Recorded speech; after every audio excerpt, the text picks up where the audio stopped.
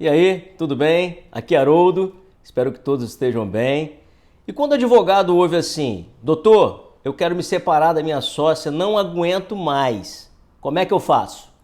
Bom, é uma pena que tenha chegado a esse ponto, né? Porque quando a pessoa está tão decidida assim, normalmente é porque não se pensou antes ou não se fez uma previsão dessa relação, né? E aí, nessas horas, quando senta uma pessoa na minha frente, como aconteceu recentemente, um negócio muito bacana, sentou na minha frente e falou exatamente isso que eu falei, né? E é nessas horas é que a gente, eu sou formado em engenharia, sou formado em ciências contábeis, sou contador e também sou advogado, né? E a gente atua nessa expertise ultimamente, nos últimos 25 anos, essa expertise mistura a advocacia com contabilidade em termos de conhecimento aplicado às empresas. Muito bem, nessas horas a gente vê que esse conhecimento adianta muito pouco, talvez nada, para você tentar aconselhar. É por isso que a gente acabou se especializando na manutenção das relações numa sociedade,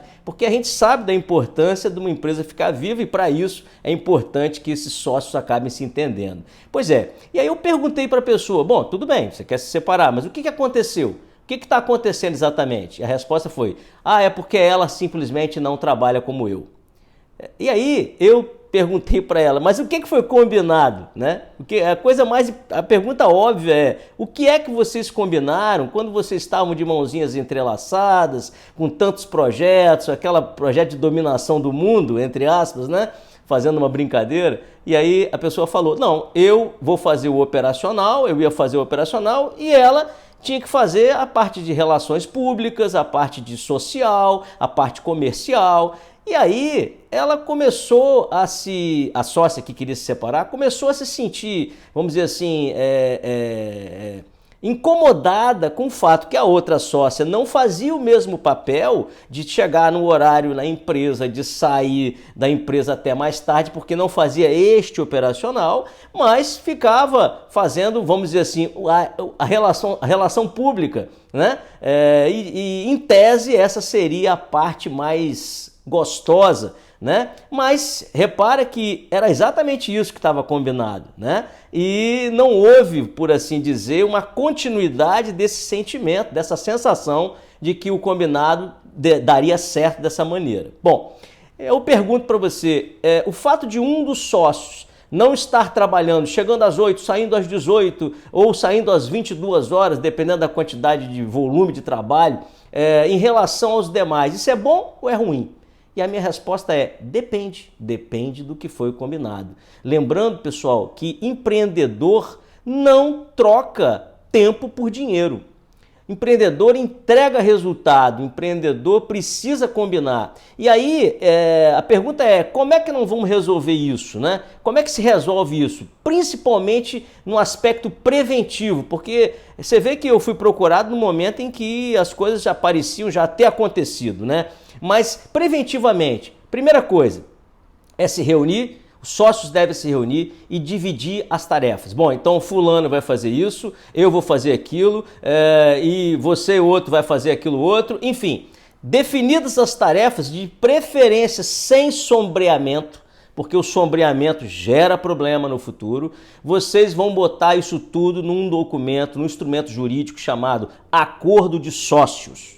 Esse acordo de sócios, depois de colocado bonitinho tudo que foi combinado, vocês vão registrar esse acordo de sócios. E aí virará um instrumento que vincula as partes. E a outra coisa importante é que há uma necessidade fundamental de que reuniões periódicas entre os sócios seja feita. Parece uma coisa óbvia, né? Mas tem muita sociedade, muita startup que está começando com ideias maravilhosas, cada um no seu canto e que praticamente não se encontram.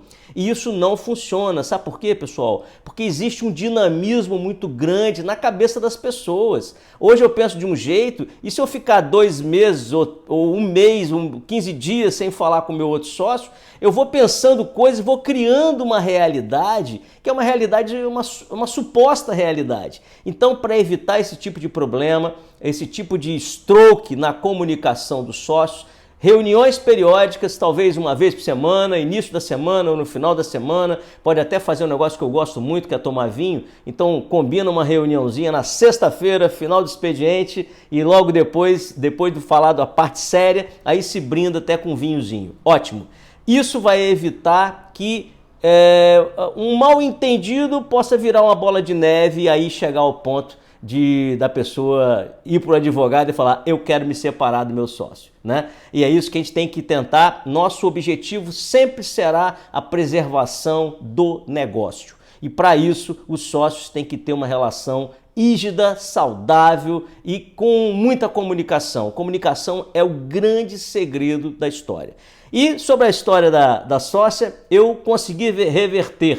Graças a Deus, eles estão lá fazendo ótimos negócios, mas eu confesso, e isso eu posso falar num outro vídeo, eu confesso que eles precisaram mudar um pouquinho, as funções não foram mais as mesmas como eles idealizaram no início e nunca mais falaram sobre o assunto. Portanto, conversa em primeiro lugar e depois bota isso num acordo de sócio, porque esse será o grande começo para que tudo dê certo sempre.